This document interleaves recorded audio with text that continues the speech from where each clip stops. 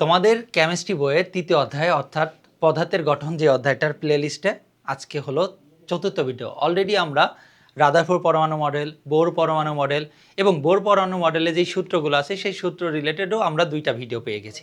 তো আজকে যে জিনিসটা শিখব সেটা হলো আমরা গড় ভর মানে পরমাণুর গড় ভর অথবা এটাকে বলা যেতে পারে পরমাণুর আইসোটোপীয় ভর নির্ণয় করা শিখব।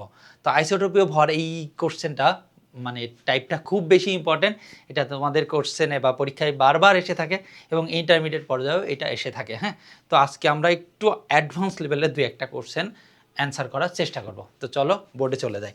তো প্রথম যেটা দেখছো যে নিয়ন একটা মৌলের কথা বলা আছে এবং প্রকৃতিতে নিয়ন আসলে যে সব সময় আমরা 20 আকারে পাবো এমন না। নিয়ন 20 পাওয়া যায়, 21 পাওয়া যায়, 22 পাওয়া যায়।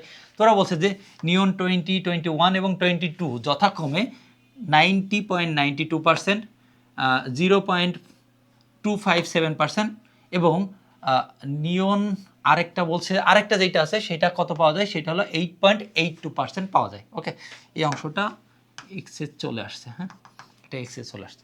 তাহলে সেটা কি বলছে? নিয়ন 20 পাওয়া যায় কত? 90.92, নিয়ন 21 পাওয়া যায় 0.257% এবং নিয়ন 22 পাওয়া যায় 8.82%। এই হারে পাওয়া যায়। বলছে যে নিয়ন মৌলটির গড় পারমাণবিক ভর নির্ণয় করো। এখানে আরও একটা কথা বলতে পারতো যে নিয়ন পরমাণুটির আইসোটোপীয় ভর নির্ণয় করো। তো এটা নির্ণয় করা খুবই সহজ, আমি ডিরেক্ট সূত্র লিখে তোমাদেরকে জানাই দিচ্ছি। ওকে, তো আমরা আগে একটু লিখে নিই কী কী আছে। ধরো নিয়ন 20 যেটা আছে, নিয়ন 20 এইটা আছে কত পার্সেন্ট? এইটা আছে হলো 90.92%। ওকে, নিয়ন 21 কত পার্সেন্ট আছে? নিয়ন 21 আছে হলো 0.257%, এটা দেওয়া আছে। আর লাস্টেরটা যেটা হলো নিয়ন 22, এটা কত পার্সেন্ট আছে? এটা আছে হলো 8.82%। ওকে, এইগুলো দেওয়া আছে। এখন আমাকে বের করতে হবে এদের আইসোটোপীয় ভর। কি ভর বের করতে হবে? আইসোটোপীয় ভর অথবা গড় ভর নির্ণয় করা খুবই সহজ, আতঙ্কিত হওয়ার কোনো ব্যাপারই না। এখানে আমরা লিখতে পারি গড় ভর ইজ ইকুয়াল টু গড় পারমাণবিক ভর ইজ ইকুয়াল টু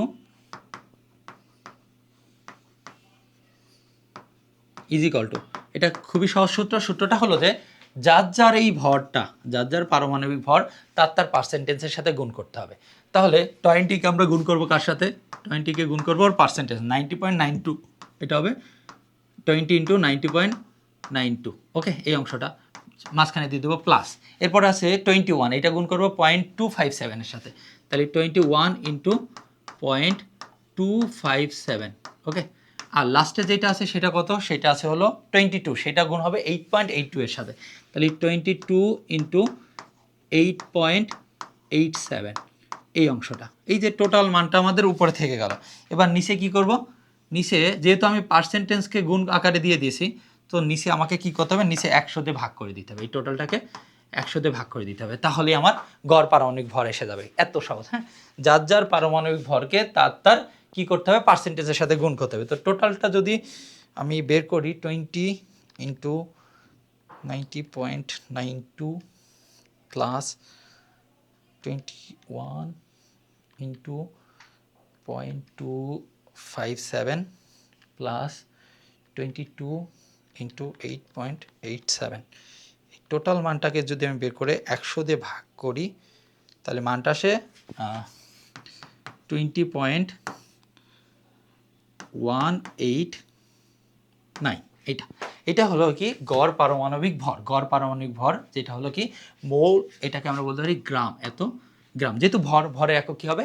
গ্রাম হবে। তো এখানে আরও একটা ম্যাথ আছে, চলো এই ম্যাথটা, এটা হলো সবথেকে বেশি আসা ম্যাথ তোমাদের বইতে, সবথেকে বেশি আসা ম্যাথ। ওরা বলছে কি ক্লোরিনের দুইটা আইসোটোপ আছে, এটা হলো ক্লোরিন 35 আর এটা হলো ক্লোরিন 37। ওরা যেটা বলছে যে ক্লোরিন যে 35 আছে এটা শতকরা পরিমাণ বলছে 75%, প্রকৃতিতে এটা পাওয়া যায় 75%। আর এই 37 যেটা আছে এটা কত পাওয়া যাবে? এটা 25% পাওয়া যাবে। এখন আমাকে বলছে যে ক্লোরিনের গড় পারমাণবিক ভর নির্ণয় করো। একই রকম সেম সূত্র, আমরা যদি লিখি গড় পারমাণবিক ভর অথবা আইসোটোপীয় ভর, গড় পারমাণবিক ভর বা আইসোটোপীয় ভর, এটা ইজ ইকুয়াল টু কি আসবে? দেখো যে ক্লোরিন যদি আমি 35 নিই, 35 গুণ 75, ওর পার্সেন্টেজ 75, প্লাস আমরা যদি ক্লোরিন 37 নিই, 37 কত পার্সেন্ট আছে বলো তো? ওইটা আছে 25%। আর এটাকে যদি আমরা 100 দিয়ে ভাগ করি তাহলে এখানে টোটাল মানটা কত আসবে? এখানে টোটাল মানটা আসবে 35.5, যেটা আমাদের মুখস্থ, এত গ্রাম। এটা একটা অ্যান্সার।